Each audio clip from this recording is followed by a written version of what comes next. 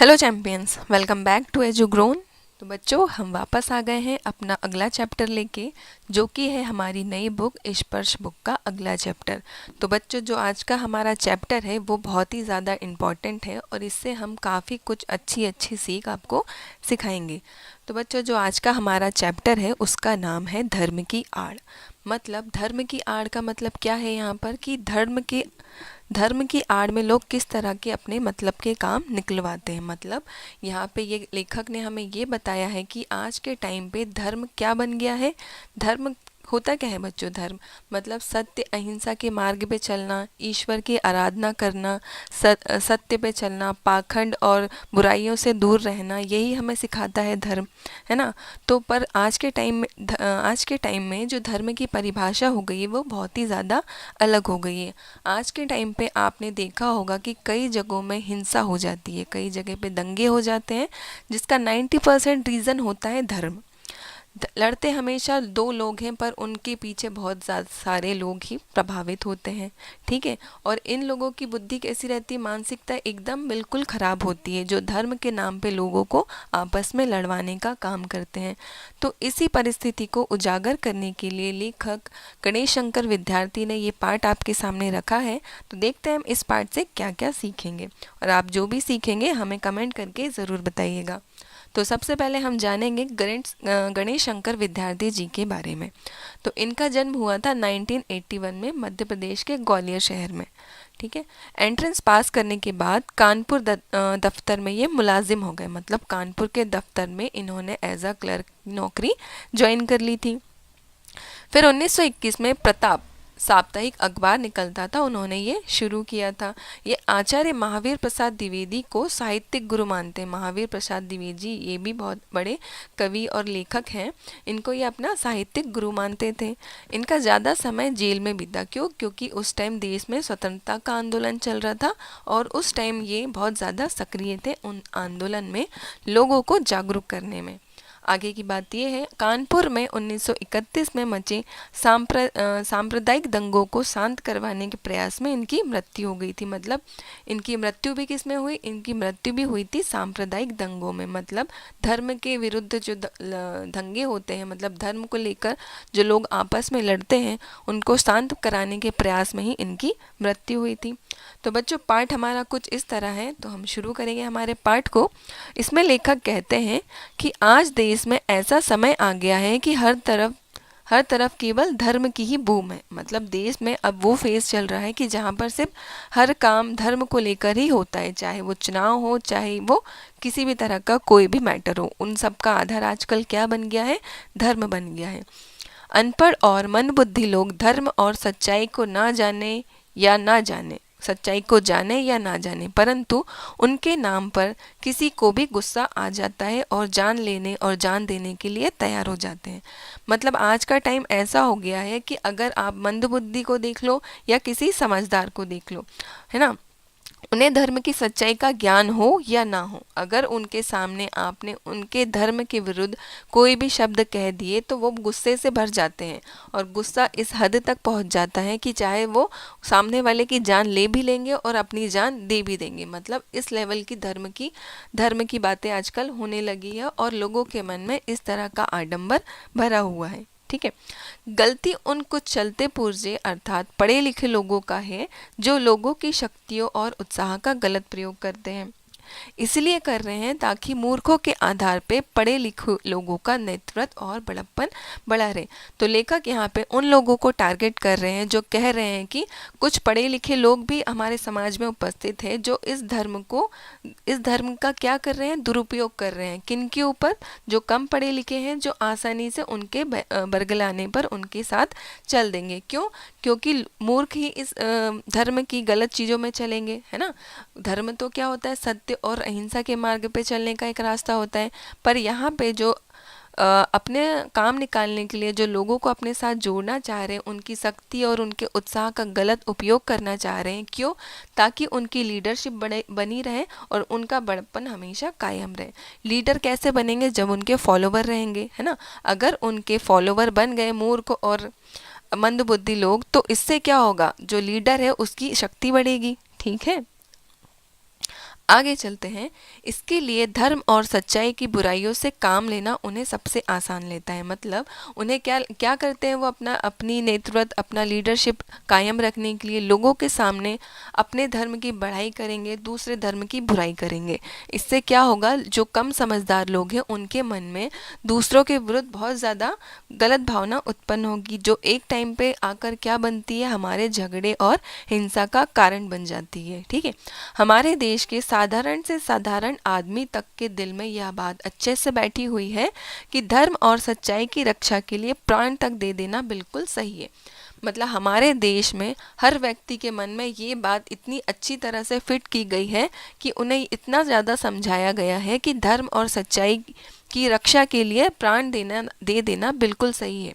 यहाँ पे बात क्या हो रही है, सच्चाई की रक्षा के लिए। अगर आप सच्चाई की रक्षा के लिए अपनी जान दे देते हैं तो वो ठीक है, पर अगर आप किसी के बरगलाने पे वो चीज़ कर रहे हैं और आपको उस चीज़ का नॉलेज नहीं है कि आप जो कर रहे हैं वो सही है या नहीं, तो ये बिल्कुल गलत होगा बच्चों। ठीक है, आगे चलते हैं हम।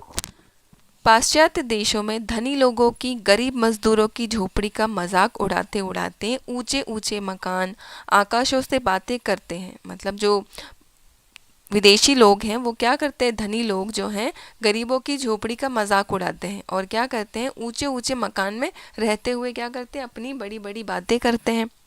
अब गरीबों की कमाई से ही वे अमीर से अमीर होते जा रहे हैं, गरीबों की ही शोषण कर करके अमीर लोग क्या हो रहे हैं, अमीर से और अमीर बनते जा रहे हैं। और शोषण यहाँ पर किसका हो रहा है, गरीब लोगों का, उनका शोषण हो रहा है, तो गरीब से वे क्या होते जा रहे हैं, और गरीब होते जा रहे हैं। ठीक है, और उन गरीब मजदूरों के बल से ही वे हमेशा इस बात का प्रयास करते हैं कि गरीब सदा चूसे जाते रहें। ठीक है, और उनकी मानसिकता ऐसी है अमीरों की कि वो मजदूरों को हमेशा शोषण करना ही चाहते हैं और इस बात के लिए वो अपनी पूरी कोशिश करते ही रहते हैं ताकि वे हमेशा अमीर बने रहें। कौन हमेशा अमीर बने रहे, जो अमीर है वो हमेशा अमीर बने रहें और गरीबों का हमेशा शोषण ही यहाँ पर होता रहे। गरीबों का धनवान लोगों के द्वारा शोषण किया जाना इतना बुरा नहीं है जितना बुरा धनवान लोगों का मजदूरों की बुद्धि पर वार करना होता है। अब जो लोग जिस एनवायरनमेंट में रहेंगे उनकी मेंटालिटी भी उसी तरह की हो जाएगी। अगर गरीबों का शोषण होगा और उनका मालिक उन्हें धर्म के विरुद्ध, है ना, गलत राह पे चलने के लिए प्रोत्साहित करेगा, तो ये सीधे क्या होगा, उनकी मानसिकता पे वार होगा। उन्हें अपने शोषण से तो कम वो होगा नुकसान, पर उनकी जो बुद्धि पर जो वार होगा वो उनके लिए बहुत ही ज़्यादा घातक हो सकता है और एक्चुअल में घातक होता ही है। आगे चलते हैं।